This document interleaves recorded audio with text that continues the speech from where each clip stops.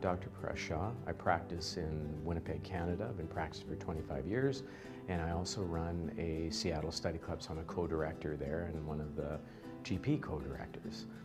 My practice tip for today is just an idea about how to do some team training when you're implementing something different in your practice. I mean, it's one of our biggest challenges. We're trying to incorporate a clinical procedure or a new protocol or new equipment or just some systems in place that we're trying to do. And you know the resistance that you might get from certain staff. They're like, oh no, not another thing.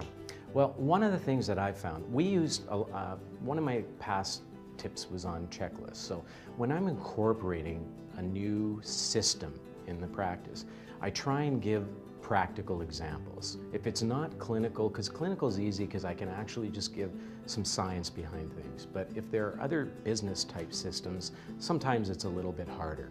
And to get a person to perhaps read a book or an article sometimes is difficult. So here's my tip. I use a lot of TED Talks. And the TED Talks are anywhere from 15 to maximum 20 minutes.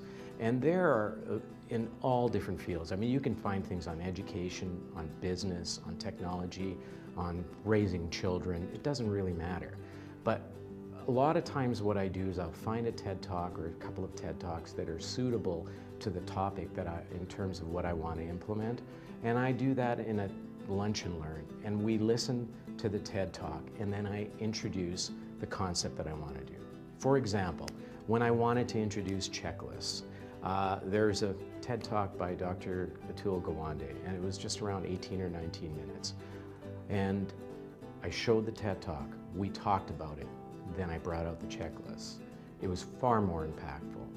So leverage your tools that you have, and there are a lot out there. Enjoy.